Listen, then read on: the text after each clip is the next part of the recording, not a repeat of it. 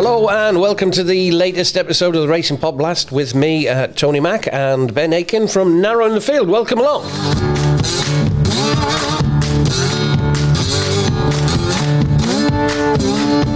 And we're off to Newbury this weekend, taking in 3 handicaps from their Saturday card, including the big handicap of the day, the William Hill Handicap Hurdle, a race formerly known as the Tote Gold Trophy.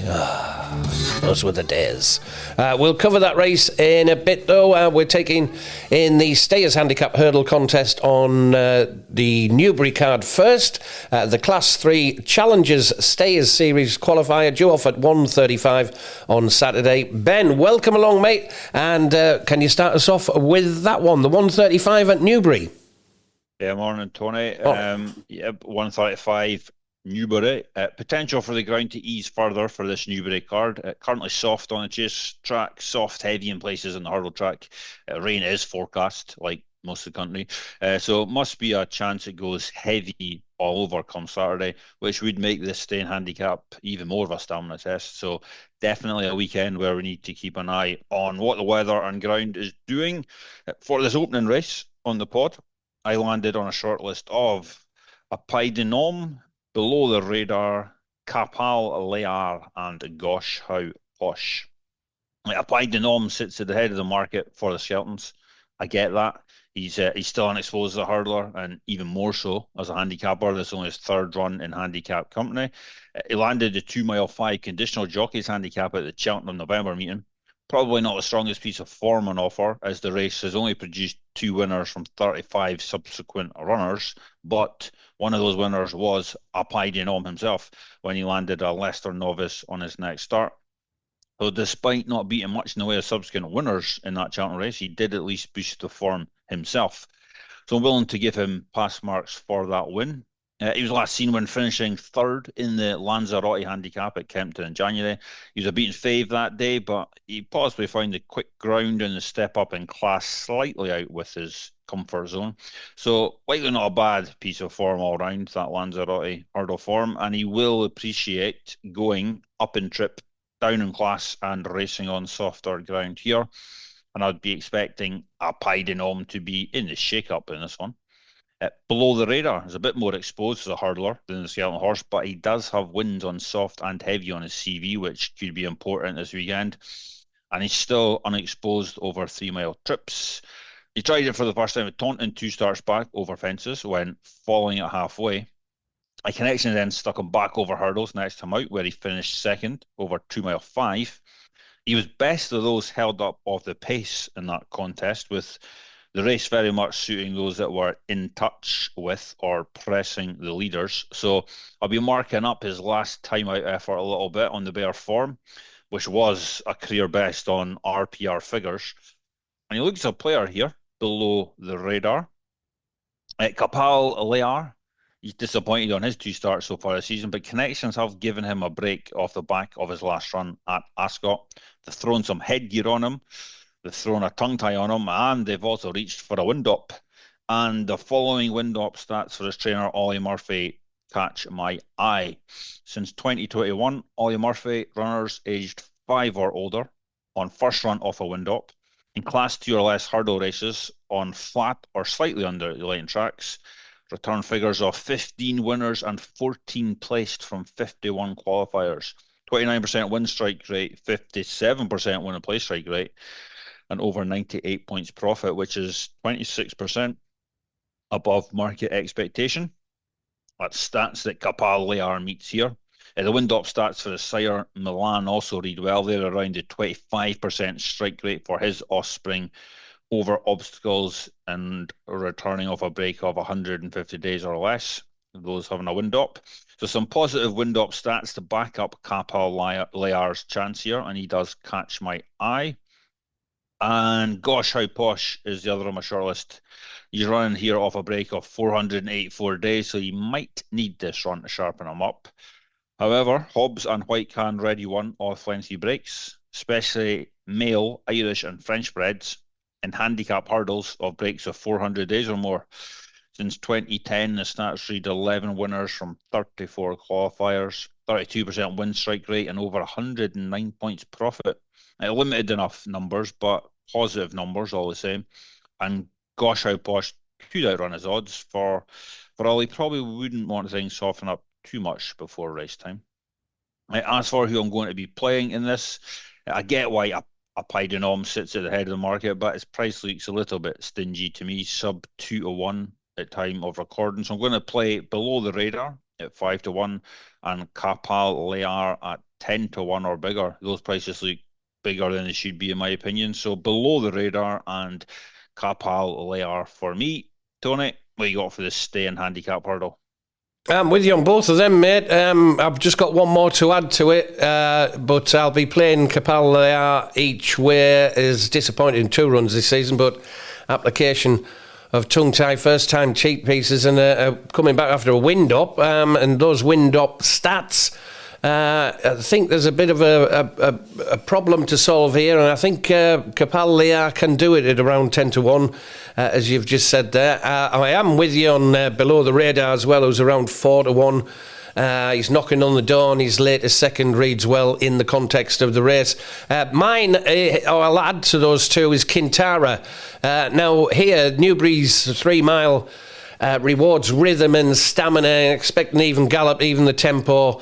Then the tempo lifts down the back before the long home straight, and the key is to sit handy because the final 2 flights come quickly and a late mistake is costly, and Kintara does sit handily, has always shaped like a proper stayer, and his mark has slipped to an interesting level. Recent efforts have only been fair, but has plenty of chase experience coming back into hurdles, and handles a test of stamina as well. Kintara around 7-1 there. Krabilli as well, I'll give a mention too. I mean, his form figures don't scream confidence, but his handicap mark now gives him a little bit of a chance if he rediscovers his better days. Krabilli around 13-2 and Kintara at 7-1 I'll be looking at, and as I'm with Ben as well with Kapal Lear.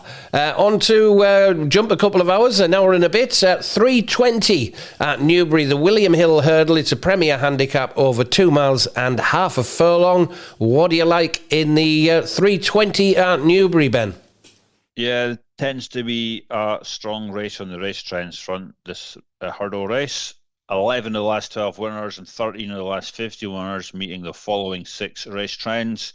Aged 5, 6 or 7. No more than 16 career starts, no more than 2 career handicap wins, 2 to 7 starts in the last 365 days, rated at least £5 below the top rated horse, and no more than 4 career handicap starts.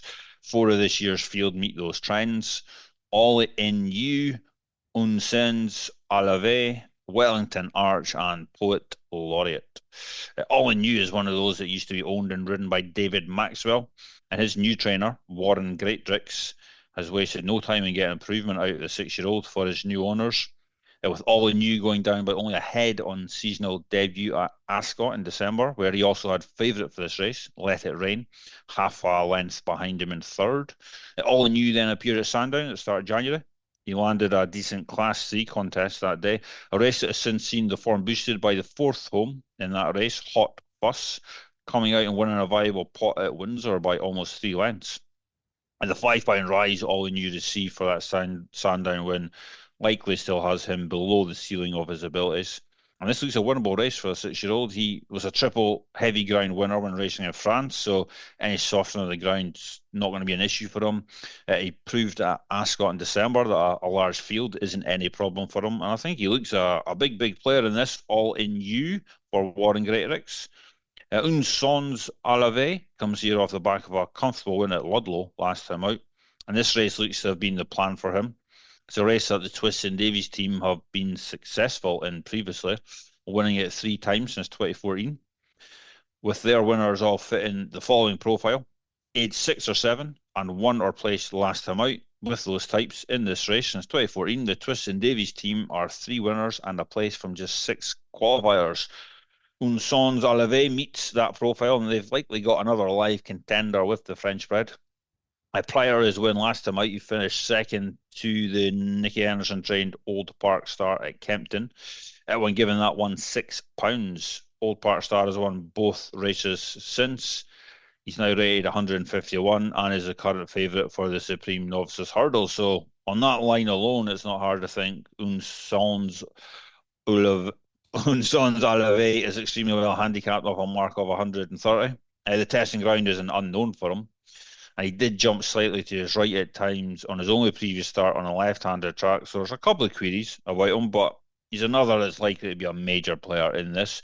Unsons Alave. Wellington Arch disappointed on his seasonal return at Windsor on the 1st of January, but I'm happy to forgive him that effort. He tends to need his first run back off a break of 70 days or more. Ignoring his career debut run, he's 0 from 4 0 places off breaks of 70 days or more, compared to 3 from 7 3 places off breaks shorter than 70 days. So he'll be sharper now he's had that spin at Windsor. He is cutting back in trip from the 2 mile 4 trips he was excelling over at the end of last season. But I don't think that'll be a huge issue. In fact, his mid-distance stamina is likely going to come in handy here on the testing ground. A ground he should handle. He was a winner on testing ground at Carlisle as a novice. At Wellington Arch for the O'Neills. And Poet Laureate, he's all that passed all my race trends. He's probably a little trickier to make a solid case for out with the race trends, but he's still unexposed after 5 hurdle starts, and he was a winner on soft ground at Wincanton in December, so he should be okay on the ground, and he could possibly outrun his big odds, Poet Laureate. But the two I'm going to play in this are All In You at around 6-1, and Un Sons Alave at around 11-2, 6-1. They're both French breds. French breds have won the last 3 renewals and 6 of the last 10 renewals, so All In You and Un Sons Alave for me. Johnny, what you got for the William Hill hurdle? Yeah, I like Un Sons Alave. Well done there, Ben, by the way. Well done. I would have just said the Twist and Davis horse, but Newbury's 2 mile handicap is usually run at a proper clip. This one, it was at least one pressing on. There's always one, and plenty wanting to race handy as well. The long home straight means it's rarely over at the last, so you want a hurdler who travels and jumps economically and then lengthens from, say, 2 out without being produced too late. You do see a lot of hard luck stories here in this William Hill hurdle. Wellington Arch, Bicephalus and Unson Alavi tick the boxes there for the racing handy and possibly making it. I do like Unson Alavi. Comes here on the back of a win and arrives with momentum, which matters in a handicap like this. He looks happiest when able to sit handy, measures his hurdles and grinds away rather than rely on a sudden turn of foot. He's a bit of a grinder. If he gets into a nice rhythm and does not over-race, he can be bang there late on. And at 6-1, I'll be playing that each way. And also Dance and Glance, who's had a couple of head-to-heads with All In You, hasn't he, Ben? So they know each other quite well.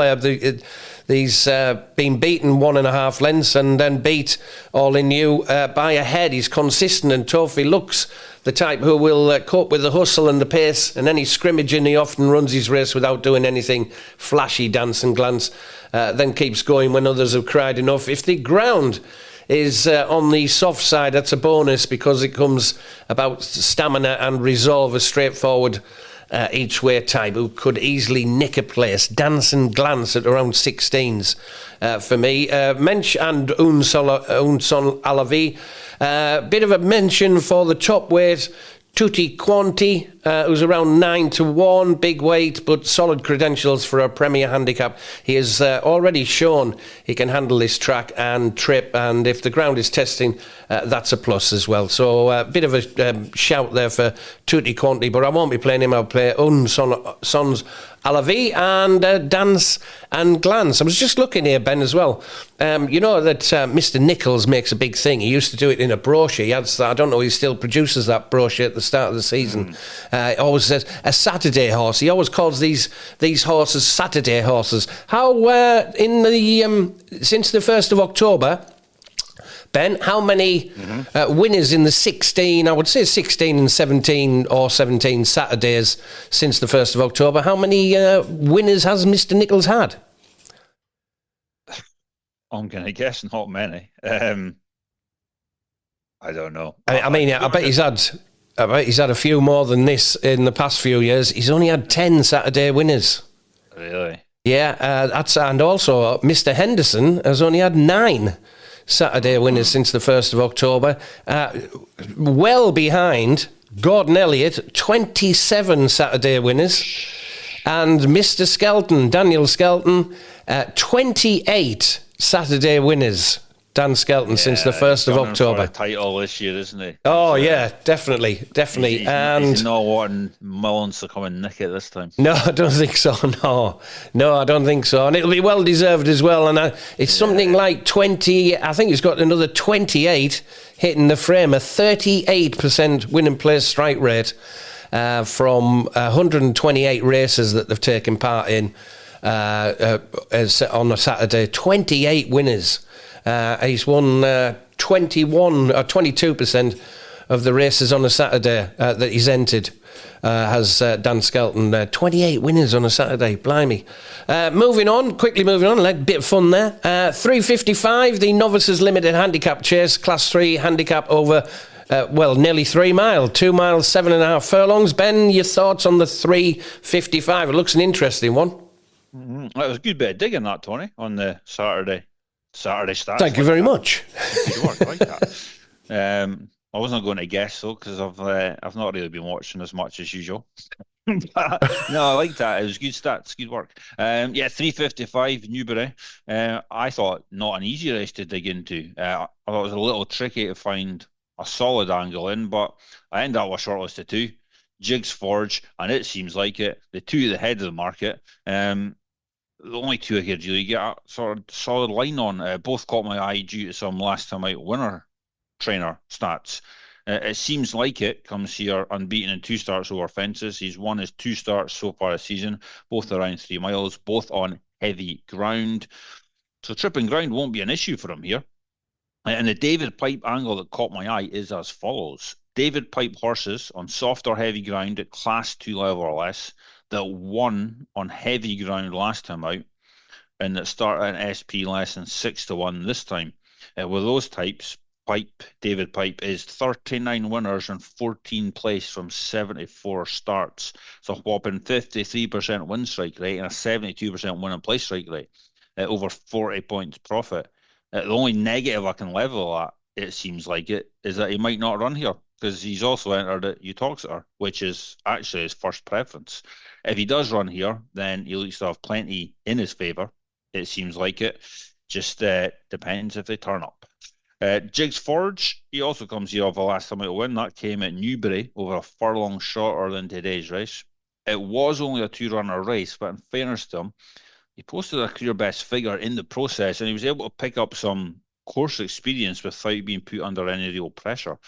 He may well have been raised more than the £4 you went up for a win had it been a deeper field. So it could just be that that race will have set him up nicely for this contest.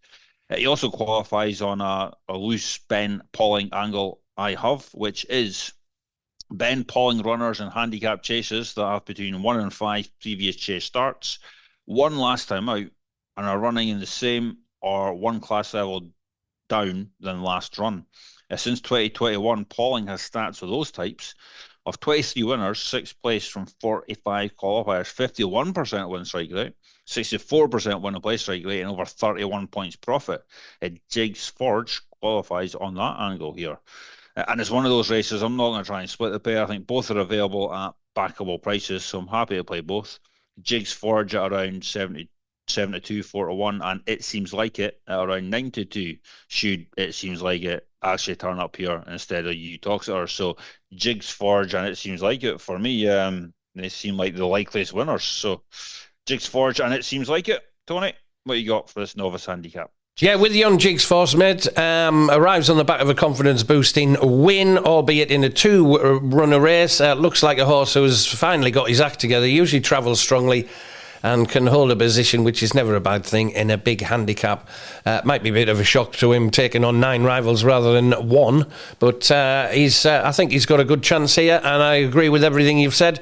And the other one at a bigger price for me, I do like Captain Bellamy from Mr. Saturday, Paul Nichols. He's around 6-1 in the Johnny Delahaye colours, but I'm going for an each way on You Can't Be Serious for Joe Tizard and Sam Twiston Davis here. Capable on his day. He's better than his last run. He was stuffed 31 lengths on his last run on Boxing Day at Kempton, but he is better than that, and he comes with something to prove after a couple of below par runs, or certainly last time. But when he's on song, he can travel into races like a well-treated horse, yet he's not been finishing with the same punch, or certainly didn't finish with the same punch at Kempton on Boxing Day. But if the yard has ironed out whatever's been niggling him, he's well enough treated to get involved. That is, You Can't Be Serious at around 12-1 there for Joe Tizard and Sam Twiston Davis, and I'm with Ben on the favourite as well, Jigs Forge, who should go well. Many thanks for listening to the latest edition of the Racing PodBlast, and very best luck with your bets at Newbury this weekend, and we'll see you all again next episode of the Racing PodBlast. Thanks very much for your support, and we'll see you again soon. Thank you, Ben. Cheers, Don.